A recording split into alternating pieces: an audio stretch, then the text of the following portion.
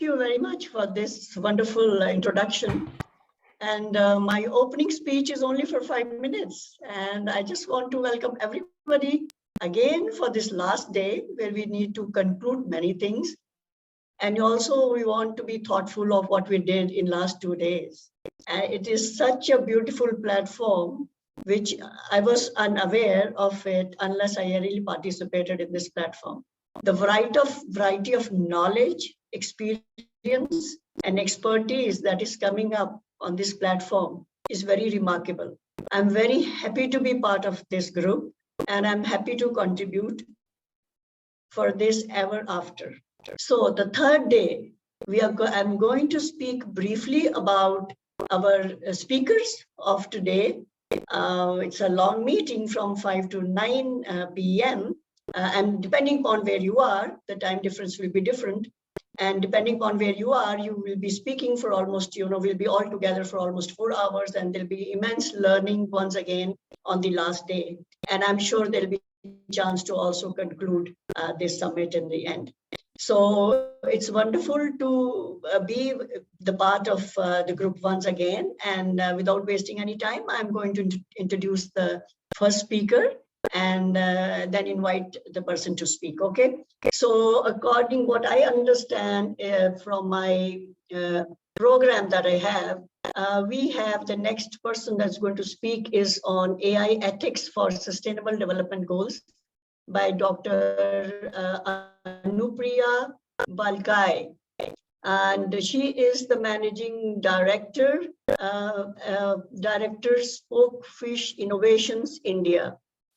Dr. Anupriya, with a PhD in computer vision and machine learning and a keen eye of markets, she has spent her days practicing the blank art of balancing a technology-driven business in her role as a managing director of a company, and she has dealt with diverse set of markets and customers, including pharmaceuticals, FMCG, currency coins, manufacturers, paper and steel mills.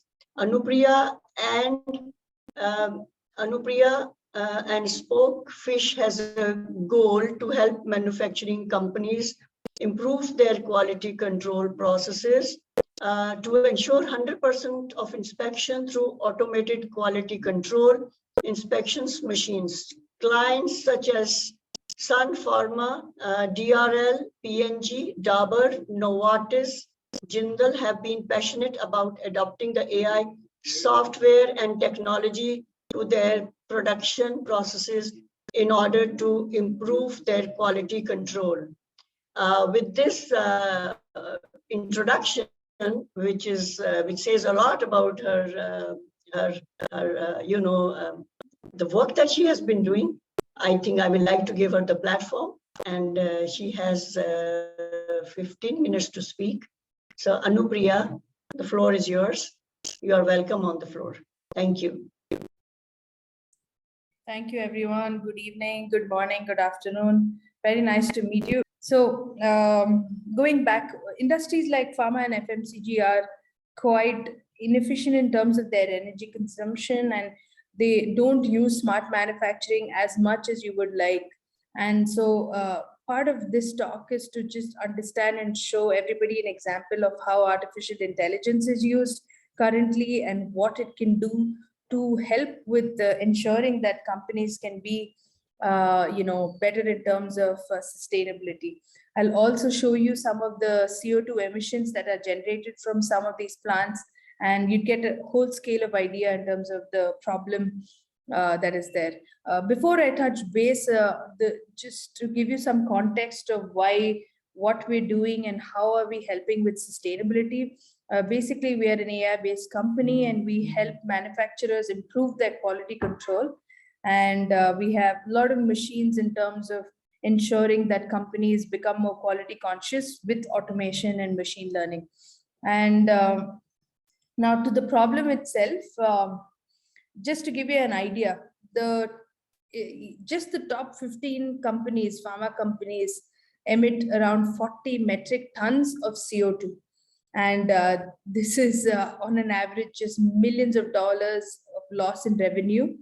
And these companies, have around 1.4 million metric tons every year just due to the inefficiencies of wastage or so on. So these are statistics that we found from the internet.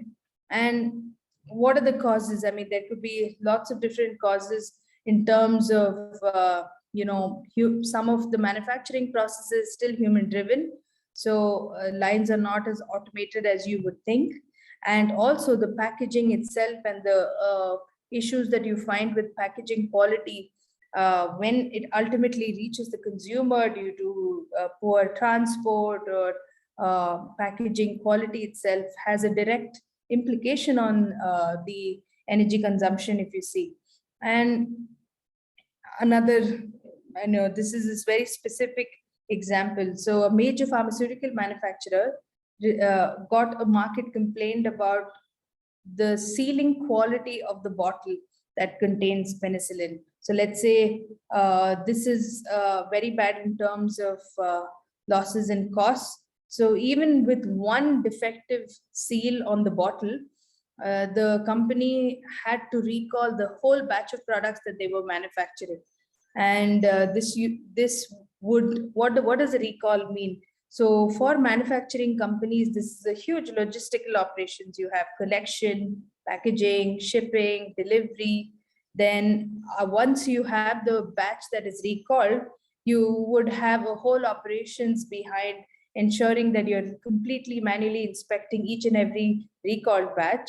You will also then entirely destroy the batch because you cannot use it. So you're again wasting the chemicals that were once being manufactured. You would have a lot of discard in terms of plastic packaging because most of the even the blisters that we take, the regular medication, they are made with plastic.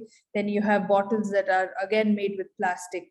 So this one case of problem probably costed the company, of course, a lot of money in terms of direct losses of around $2.5 million, but also the emissions around just one exercise of a recall due to poor manufacturing or a quality control problem was approximately 6 million metric tons. And this is another example. Currently, this is a very common way where people do a random sample test to check whether my product has a leakage content. So this picture kind of shows it all. So you have, lots of tablets, and how do you know if it is actually packed well or not? So they dip it into a blue dye bath, and if there is a leakage, then you would see that there is a problem in terms of the sealing that is caused. So here again, you have a solution that we've come out with. And just to give you an initiative in terms of how this makes a difference. So in order to ensure that you don't have issues with respect to quality control, the solution is using more AI technology. So we have 100% check. So we're giving a solution to the manufacturers that don't wait for a problem to occur. Instead, check your products and packaging with AI-based technologies. This is one of our machines, for example, where you're ensuring that there are no defective seals in the markets. You don't have milk cartons that are exploding because of a wrong sealing. You don't have curdled milk because of low power sealing, for example. And wastage from any recall or also risk to the patient itself, of course, ultimately is not there. But then more towards sustainability, it significantly lowers the carbon footprint because if you have better quality control measures upfront in the plants, then you have lesser problems later on. This is another example. It's also a dangerous example to a patient. So let's say you have a wrong dose that is packaged and sent to the patient. This is immediately a big problem.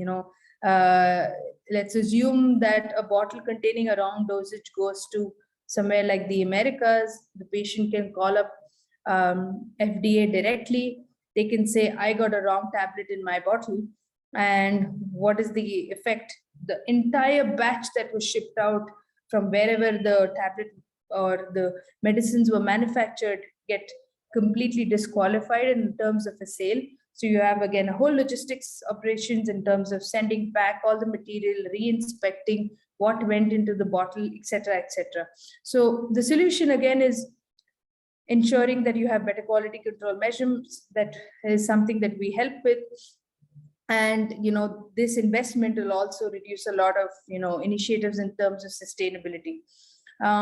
So I won't go into too much detail as of now, but I think the conclusion is to talk about how to convert human-driven manufacturing and random quality control checks. There is an inefficient method currently.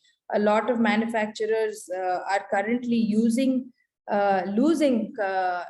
it's taking up a lot of carbon footprint. They do not understand that by ensuring that you enhance the use of artificial intelligence and digitalization, you can improve the way you are being sustainable as a manufacturer. And this also results in a dramatic reduction to the company in terms of emissions, but to emissions to not just a small volume, but 2 metric tons per $1 million of revenue. So these are the statistics that we came out with in terms of understanding how this can help companies and how AI-based solutions would be able to ensure that ultimately manufacturers can also be focused in terms of the sustainability drive. So that's my time, I think. So I think thank you everyone for the time to understand the manufacturing aspects of how manufacturers can help this drive an initiative of being more sustainable.